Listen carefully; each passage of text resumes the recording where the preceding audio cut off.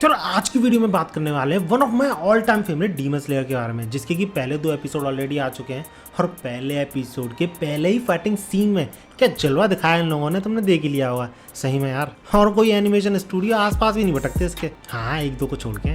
और इस वीडियो में हम इसी से रिलेटेड बात करने वाले हैं कि आखिर डीमन स्लेयर्स में टॉप 10 फाइट्स कौन सी है जिनको कि तुम्हें जरा सा भी मिस नहीं करना चाहिए। अगर तुमने एनीमे नहीं देखा है तो मैं उनकी ग्लिम्स भी दिखाऊंगा मैं इस वीडियो में, और तुम्हें अंदाजा लग जाएगा कि तुम्हें यह एनीमे देखना चाहिए कि नहीं अगर तुमने नहीं देखा है। वैसे आई डोंट थिंक तुम में से कोई भी होगा जिसने कि ये नहीं देखा। अगर कोई ऐसा है तो कमेंट से तू बताना भैया कौन है ऐसा, मैं भी तो देखूं। या फिर जिन्होंने ये एनीमे देखा है अपनी टॉप 10 लिस्ट या फिर नंबर 1 फाइट जो कि तुम्हें सबसे बढ़िया पसंद है वो मुझे कमेंट से जरूर बताना। एंड रिमेंबर, इस वीडियो में एनीमे और मांगा दोनों से रिलेटेड फाइट्स के बारे में हम बात करेंगे, तो स्पॉयलर्स हो सकते हैं। और इसी बात को ध्यान में रखते हुए लेट्स बिगिन।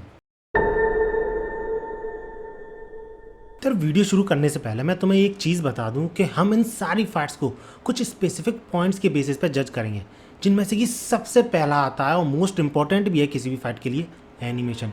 और शायद मुझे ये चीज़ बताने की ज़रूरत नहीं कि किसी भी फाइट में एनिमेशन का कितना बड़ा रोल होता है, क्योंकि यार काफ़ी यार फाइट्स तो काफ़ी यार डिटेल के साथ बनाई जाती हैं। उसका रीज़न होता है, काफ़ी ज़्यादा स्टोरी के साथ बढ़िया जच रही होती हैं वो सारी फाइट्स किसी भी एनिमे की, लेकिन उनका एनिमेशन सब कुछ बिगाड़ देता है। वो सारी चीज़ें कुछ भी नहीं दिखती फिर। लेकिन इसका उल्टा भी पॉसिबल है, भले ही एनीमे बहुत बुरा हो, स्टोरी बहुत बुरी हो, उस फाइट का कोई रीज़न भी ना हो, कोई इम्पैक्ट ना हो, लेकिन एनिमेशन अच्छा है तो फाइट अच्छी है। और एनिमेशन से ही जुड़ी काफ़ी ज़्यादा इंपॉर्टेंट चीज़ है जो कि फाइट्स को बहुत ही ज़्यादा अच्छा या बहुत ही ज़्यादा बुरा बनाती है, वो है कोरियोग्राफी।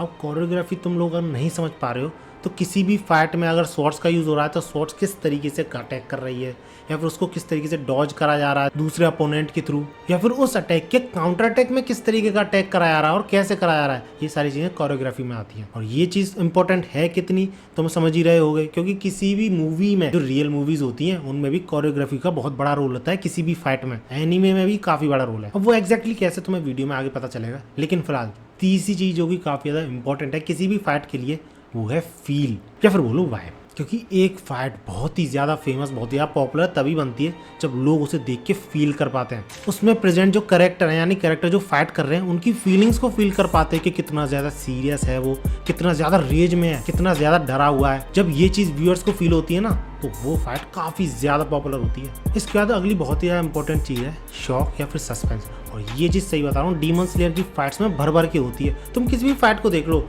तुम्हें हमेशा लगा रहेगा कि आगे क्या होगा, आगे क्या होगा, कौन जीतेगा, कौन हारेगा, किसका अंत होगा, क्योंकि इसकी फाइट्स में कभी नहीं पता कि भैया डीमन जीतेगा या फिर डीमन स्लेयर। एंड इसके बाद लास्ट में जो कि काफ़ी ज़्यादा इंपॉर्टेंट भी है, लास्ट में तो ये मत समझना बहुत ही बेकार है, बहुत ही ज़्यादा इंपॉर्टेंट चीज़ है, और वो है फाइट का एंड रिजल्ट। अब इस पर भी कोई एक्सप्लेनेशन देने की जरूरत नहीं है। अगर फाइट का एंड रिजल्ट ही बढ़िया नहीं निकलेगा तो पीछे की सारी जो फाइट चलती हुई आ रही है इतने टाइम से, उसका एनिमेशन, उसकी कोरियोग्राफी, उसका सस्पेंस, सब कुछ धरा का धरा रह जाएगा।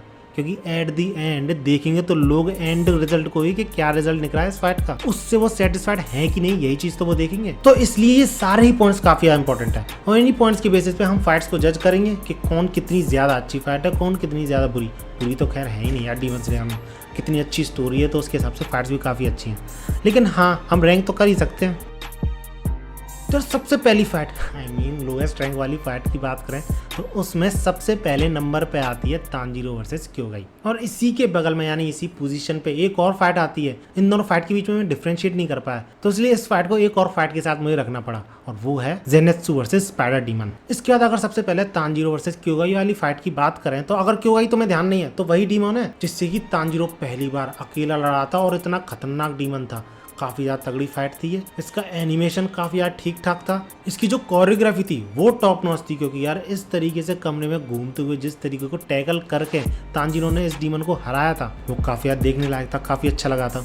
इसी के साथ सस्पेंस भी काफ़ी अच्छा था इस फाइट में, क्योंकि पता नहीं चल रहा था यार तांजीरो कैसे निकल पाएगा ऐसी हालत से, घूम रहा है कमरा और हराएगा कैसे, क्योंकि इससे पहले तांजीरो ने इतने खतरनाक डीमन से फाइट नहीं की थी। और खतरनाक हो भी क्यों ना, पहले ये डीमन लोअर रैंक 6th रह चुका था, तो काफ़ी ज़्यादा स्ट्रॉन्ग था। इसी के साथ फील और वाइब की बात करें तो वो ठीक ठाक थी, इतनी बहुत बढ़िया भी नहीं थी, लेकिन हाँ अच्छी थी।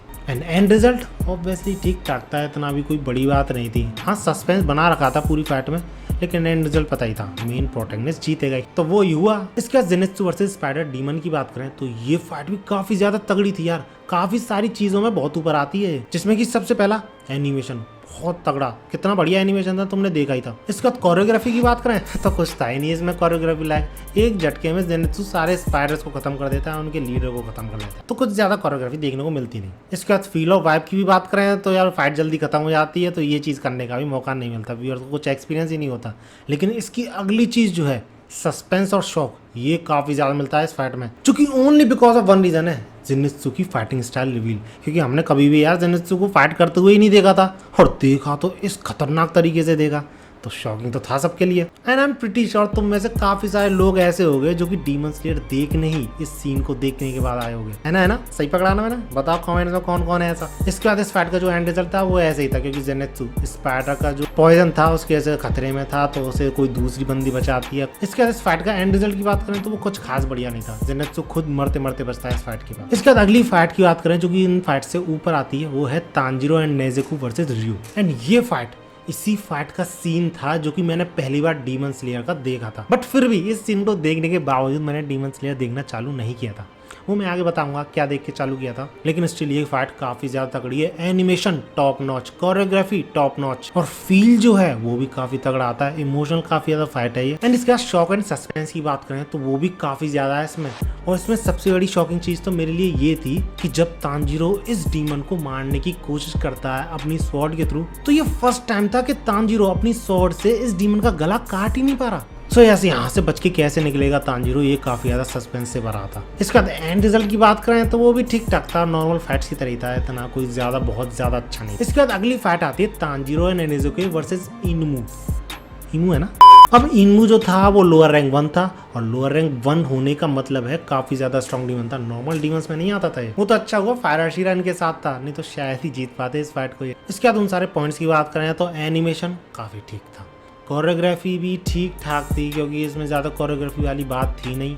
वो जो डीमन था वो सम काइंड ऑफ पावर्स का यूज़ कर रहा था इन सबसे फाइट करने के लिए, तो ऐसी कोई खास कोरियोग्राफी थी नहीं। लेकिन फील जो थी वो काफ़ी ज़्यादा थी इस फाइट में, क्योंकि इस फाइट में ये जो डीमन था वो सारे लोगों को इंक्लूडिंग फायर आशिरा ड्रीम में फंसा लेता, और उस ड्रीम से कैसे निकलेंगे ये सारे लोग, वो चीज़ देखने लायक थी। उन्हीं ड्रीम्स में इन सारे लोगों के बारे में, इनके जो पास्ट है इनके बारे में पता चलता है। तांजीरो रेनगोकू इन दोनों के बारे में ढंग से पता चलता है, और एक चीज़ काफ़ी ज़्यादा इमोशनल थी, इस ड्रीम से कैसे निकलेंगे ये लोग, तो ये चीज़ काफ़ी ज़्यादा सस्पेंस से भरी हुई थी, और पता नहीं चल रहा था कि भैया आगे क्या होगा, कैसे निकलेंगे। एंड इसका एंड रिजल्ट तो नॉर्मल ही था, इतना कुछ खास बढ़िया नहीं था, सही बताओ। जैसा कि सारी फाइट्स में होता है, Tanjiro as a main character इस विलन को हरा देता है, डीमन को हरा देता है। इसके बाद अगली फाइट की बात करें तो वो है जेनित्सु वर्सेस काइगाकू, जो कि काफ़ी अच्छी फाइट थी यार।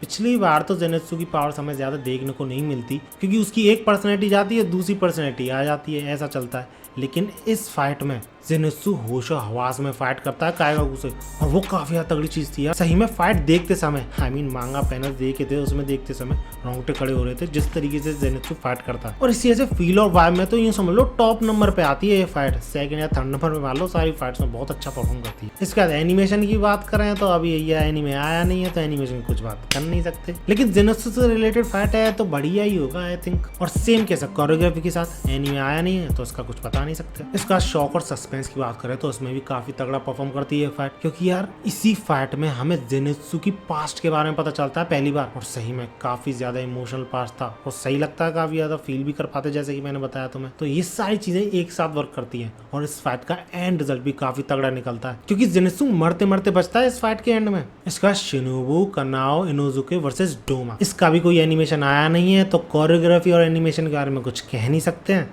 लेकिन फील काफी तगड़ा था, क्योंकि इसमें हमें पास्ट के बारे में पता चलता है, अगेन एक हशिरा के पास्ट के बारे में जो कि थी शिनोबु, और सिर्फ शिनोबु नहीं, इनोजुके के पास्ट के बारे में पता चलता है। अभी भी बात करते समय रोंगटे खड़े हो रहे हैं उन सारी बातों को याद करके। एंड रियली यार इनोजुके का जो पास्ट था वो काफी ज्यादा शॉकिंग था, डोमा से ही रिलेटेड था। इनोजुके की जो माँ थी वो डोमा से रिलेटेड थी। वो कैसे है तो मैं एनिमे फ्रीक वाले चैनल पर जाके देख सकते हो, मैंने वीडियो बना रखी। And not because of fights, लेकिन इन्हीं बैक स्टोरीज की वजह से इस फाइट में फील काफी ज्यादा आता है, वाइब काफी अच्छी आती है, अच्छी नहीं इमोशनल आती है, सैड आती है। और क्योंकि ये पास्ट धीरे धीरे करके दिखाया जाता है तो सस्पेंस भी बना रहता है कि कैसे हुआ क्या हुआ वही सब। And at the and result भी काफी अच्छा निकलता है, क्योंकि डोमा काफी ज्यादा ईविल था, तो उसका एंड जब होता है तो काफी ज्यादा सेटिस्फेक्शन मिलता है। इसके बाद रेनगोकू वर्सेस अकाजा वाली फाइट आती है, जो कि तुम्हें पता ही है कितनी तगड़ी फाइट थी यार। जिस मूवी में ये फाइट थी उस मूवी ने कितना ज्यादा कमाया वर्ल्ड वाइड तुम्हें अंदाजा भी नहीं है। आई थिंक सबसे ज्यादा एनीमे में कमाने वाली मूवी है ये। मुगान ट्रेन थी शायद, हाँ मुगान ट्रेन सबसे ज्यादा कमाने वाली मूवी है एनीमे के जॉनरा में। और रही बात पॉइंट्स की, तो ये फाइट ऑलमोस्ट सारे पॉइंट्स में सेकंड या थर्ड नंबर पे ही आती है।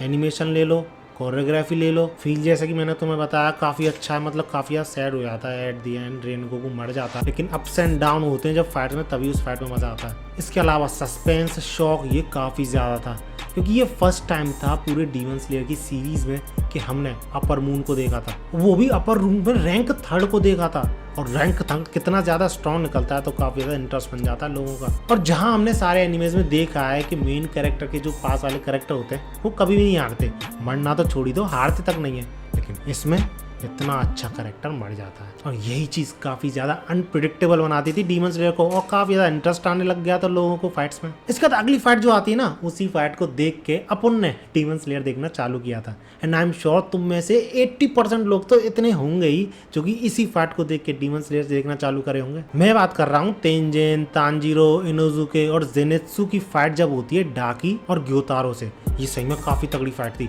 स्पेशली वो सीन जब तेंजन और ग्योतारो पूरे रेंज में 1-on-1 फाइट कर रहे होते हैं बहुत तगड़ी तरीके से। अभी भी रोंगटे खड़े हो रहे हैं यार सोचते समय उस फाइट को, सही में बहुत तगड़ी फाइट थी। और रही बात उन पॉइंट्स की, तो पूरे डीमन स्लेयर की अभी तक जितनी फाइट्स आई हैं एनीमे में एटलीस्ट, उनमें से सबसे तगड़ा एनिमेशन इसी फाइट का लगा है मुझे, तो नंबर 1 पे ही आती है 100%। और कोरियोग्राफी में भी नंबर 1 पे ही आती है, ये दोनों काफी रिलेटेड है, तो इन दोनों में ही ये फाइट टॉप नॉच है। इसके अलावा फील और वाइब की बात करें तो ये काफी ज्यादा देती है फाइट। कभी दुख होता है, कभी डर लगता है, कभी यार सस्पेंस बनता है, जैसे कि अगला पॉइंट भी है सस्पेंस और थ्रिलर वाला, सस्पेंस और शॉक वाला, क्योंकि पता ही नहीं चलता यार इस फाइट में होने क्या वाला है। और क्योंकि डीमन स्लेयर में कोई भी कभी भी मर सकता था सिर्फ एक मेन कैरेक्टर को छोड़ के, तो ऐसा ही लगता है कि यार लोग मरने वाले हैं, लेकिन एट दी एंड कोई भी नहीं मरता। हाँ तेंजन रिटायर हो जाता है हर्षिरा से, लेकिन मरता कोई नहीं, तो इसलिए एंड रिजल्ट भी काफी तगड़ा निकलता है, काफी खुशी वाला निकलता है। इसके बाद जो अगली फाइट है वो एनीमे में अभी दिखाई तो नहीं गई है, और इसी वजह से शायद ये जो पिछली फाइट थी ना तेंजन वाली, इसके बराबर भी पोजीशन करती है ये फाइट। मैं बात कर रहा हूँ गियू एंड तांजीरो वर्सेस अकाजा। अब ये फाइट एनीमे में नहीं आई है तो इसका एनिमेशन और कोरियोग्राफी की नहीं कह सकते कुछ, लेकिन फील की बात करें तो काफी ज्यादा इमोशनल है ये फाइट।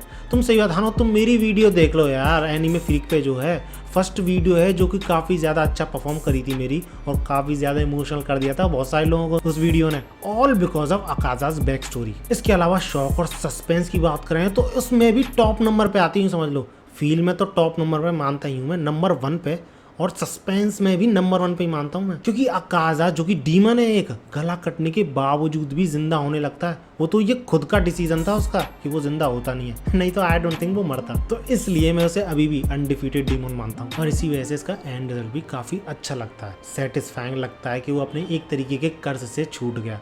और ये पहली बार था मेरे लिए पर्सनली पढ़ते समय मांगा कि मैं डीमन स्लेयर से ज्यादा एक डीमन के लिए फील कर पा रहा था, उसकी स्टोरी, बैक स्टोरी को फील कर पा रहा था। इसके बाद अगली फाइट जो है ना, जब एनीमे में आएगी, सही बता रहा हूँ इंटरनेट ब्रेक करने वाली है, क्योंकि इस फाइट में सेकंड नंबर डीमन यानी अपर रैंक सेकंड की फाइट होती है चार डीमन स्लेयर से, यानी ग्यूमी, गेनिया, म्यूचिरो और सानेमी, ये सारे मिलके कोकोशिबो को हराते हैं। अब ये मांगा वाली फाइट है तो इसके एनिमेशन कोरियोग्राफी के बारे में कुछ बोल नहीं सकते, लेकिन फील की बात करें तो अकाजा वाली फाइट जो थी ना, उसकी में जो फील आई थी, उसकी जो बैक स्टोरी थी, उसके सेकंड नंबर पे इसको मान लो, इसकी भी बैक स्टोरी काफ़ी ज़्यादा इमोशनल है। इसके अलावा शॉक और सस्पेंस की बात करें तो उसमें काफ़ी ज़्यादा मिलता है। One of the best scene जिसमें कि शॉक मिलता है वो है कि म्यूचिरो कोकोशिबो एक दूसरे से रिलेटेड है, मतलब म्यूचिरो कोकोशिबो का डिसेंडेंट है। ये काफ़ी बड़ी शॉकिंग चीज़ थी, और भी काफ़ी सारी चीज़ें होती हैं इसमें। एंड इस फाइट का एंड रिजल्ट वो भी काफ़ी ज़्यादा अच्छा था। उसके बाद लास्ट फाइट आती है डीमन स्लेयर्स वर्सेस मुजान की, जो कि काफ़ी ज़्यादा लंबी फाइट है।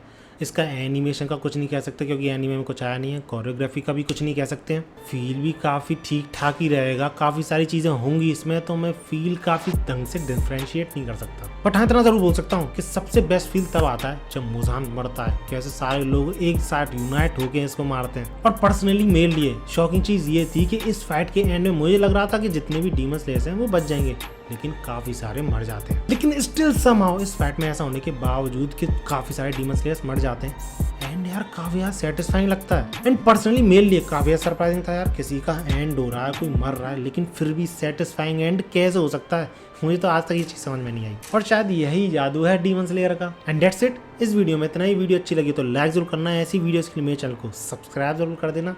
मर्च अच्छी लगी तो बाय ज़रूर करना। मिलते हैं अगली वीडियो में। एंड भागो।